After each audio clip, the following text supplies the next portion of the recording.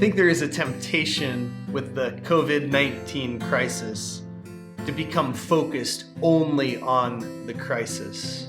And I find that during these times, it is important for us to think about and pray about and focus in on higher things. Not that we ignore the current situation, but we don't want to become obsessed with it. At the beginning of the year, when I was planning out the church calendar, after Easter, I had on our church schedule a preaching series on heaven. And I think we're going to continue with that. Even though our calendars have shifted so much in these last few months, I do think it is time to get back to normal rhythms and structures. And so I will only say COVID-19 one time. Well, I guess that's the second time, but no more the rest of the sermon, because we're going to focus in on what the Bible teaches us about heaven. So I want to share with you this morning three things. One is our need for heaven. Second is our need for motivation.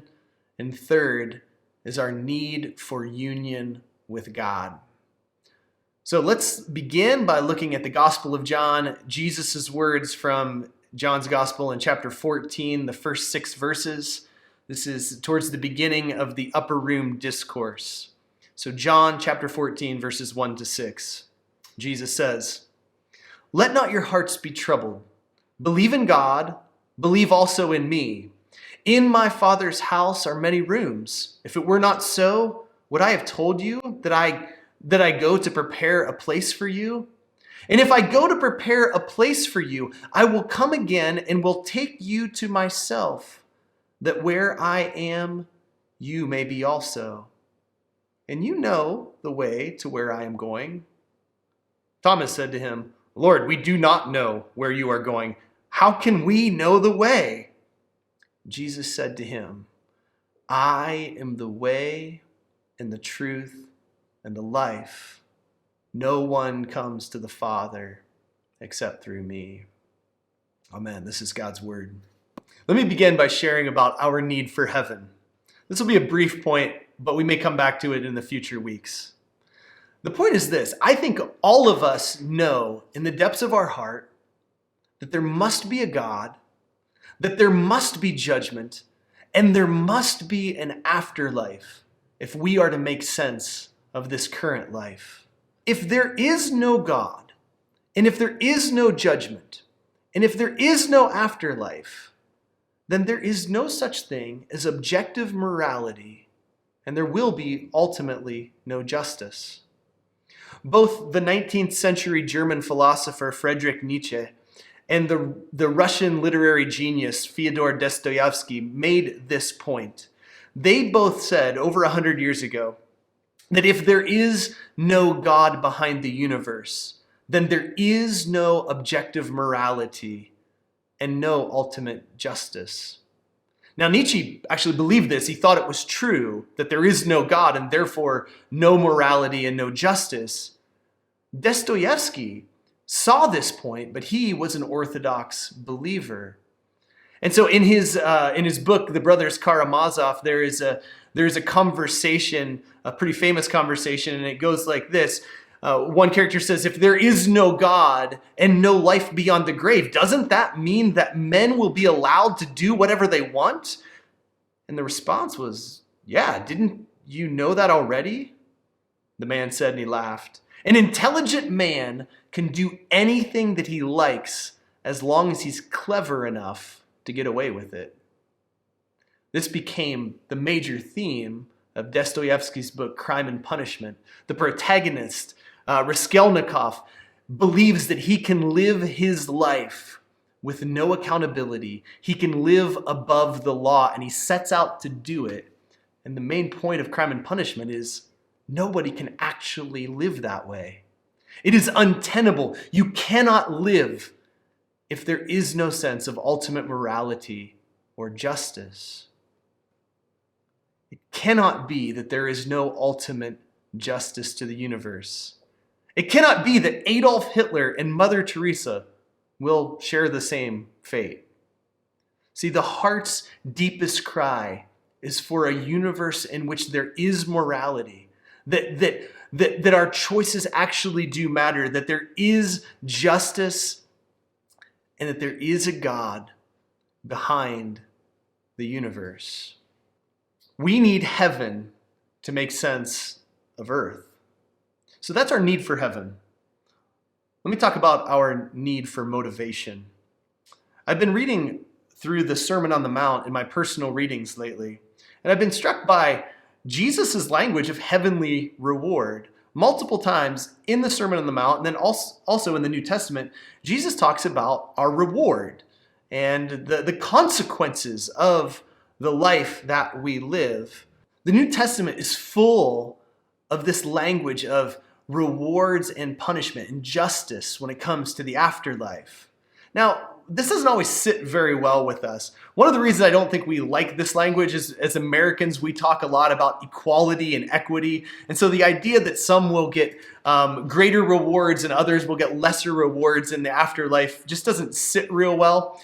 Another reason I don't think we like this language is it seems to contradict our understanding of grace. If salvation is a free gift given by God that cannot be earned, then it's hard for us to understand how greater or lesser rewards would be earned through our works. And there's a third reason I think we struggle with this language. And part of it is just because the language itself is a little bit strange. The imagery is weird. In Revelation, it talks about streets of gold. And I think we have these pictures of harps and angels. I often think that our pictures of heaven are probably more formed by Looney Tunes than the actual Bible. You know, when Bugs Bunny or Wile E. Coyote ends up going into the netherworld, it has this very vivid imagery. And I think that shapes how we think about heaven. Even in the passage that I just read from the Gospel of John, Jesus' words in the English Standard Version that I read say, "In my Father's house are many rooms." Most other modern translations say either rooms or "in my Father's house are many dwelling places." But that's not the most familiar language to most of us that hear this passage. The most familiar language comes from the King James Version, which Jesus says, "In my Father's house are many mansions." A pastor friend of mine jokes that he doesn't like the modern translations because they've taken away his mansion and they've just given him a room. Well, there's a reason why the new translations do this. The word mansion in English has changed. The King James Version, the great English translation from 1611, so it's been around for over 400 years now. When it was translated, the English word mansion just meant a humble dwelling place, a simple abode. It's only been in the last 400 years that word has changed in the English language. Now, when we think of mansion, we think of the Lord's manor, the large dwelling place, a place that is extravagantly large and beautiful. But that wasn't the original translation. The Greek and Jesus' words were just a place to be, a dwelling. See, heaven is not about our materialistic well-being. I don't believe that heaven is going to be a place where if you and I end up in heaven and you've attained more rewards, then for the rest of eternity, I will be always jealous of what you have earned. See, it is not about the materialistic sense of the way that we understand rewards. At the same time, this language of reward is not unimportant. Some would say, well, we should be motivated altruistically. Maybe we should just do good for goodness sake. And that may be great, and ultimately it would be really good if all of us were motivated just to do what is right with no reward attached. But I often think that I'm probably far too immature to actually be motivated by such a high motivation. I think about my children. We homeschool our children, we are educating them, and my wife and I have come up with this idea of our goal of education is we want our children eventually to love learning. We want them to experience the joy of knowing the truth. But my 6-year-old daughter, Sadie, doesn't really understand that yet. If I say to her, "Sadie, go do your work," and she says, "But I don't want to, Daddy," Then I say to her, well, you should, because it's good for you, and you should be motivated by the joy of learning.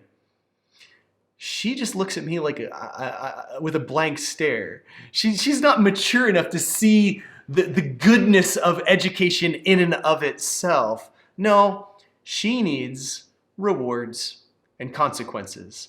And the goal is that over time, she will begin to love learning for learning's sake, for knowledge's sake. She will begin to love truth itself, but she's not there yet.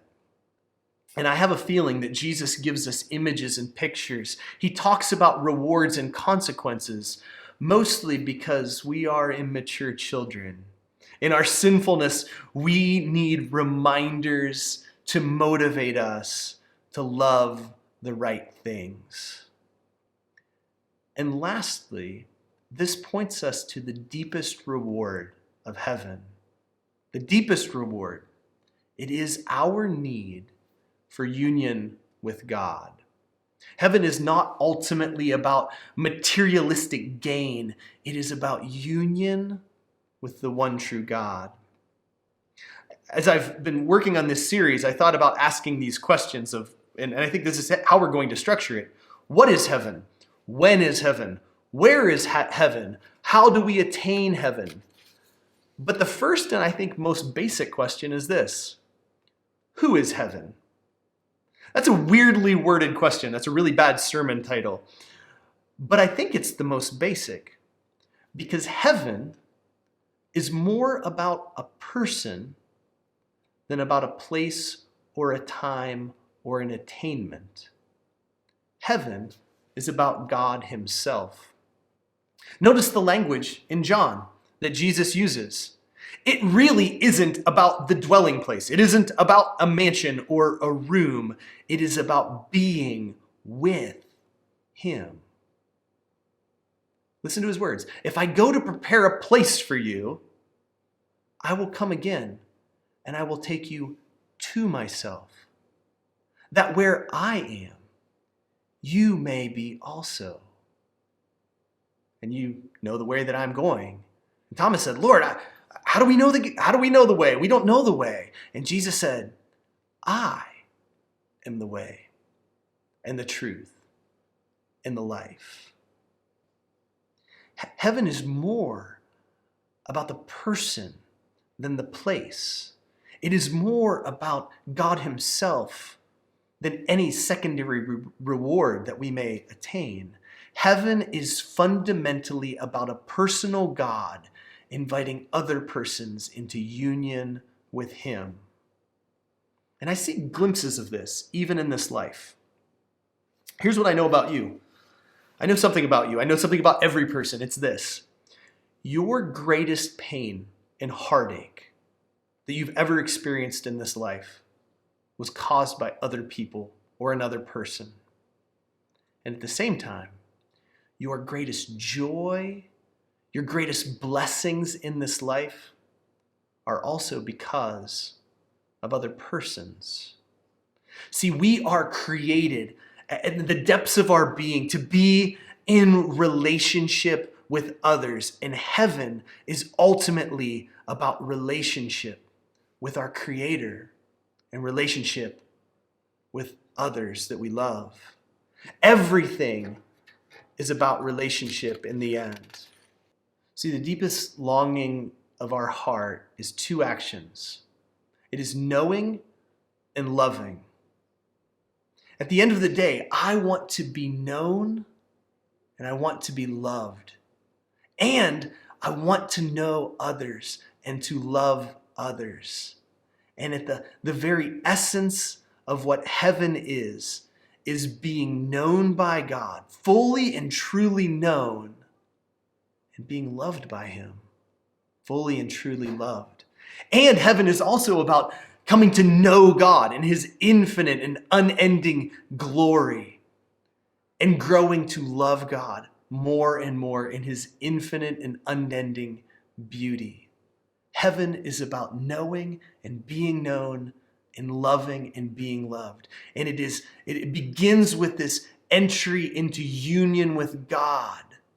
And it extends beyond God to all of the other persons that we will be with in heaven.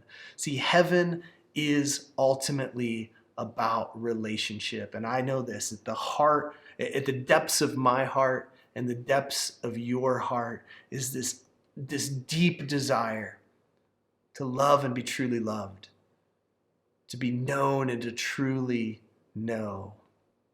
And this is where Jesus invites us, that we might be with him and with each other. I heard Peter Kreeft say one time that the end of life is death, and the end of life is love. The end of life is death. Life comes to an end when we die.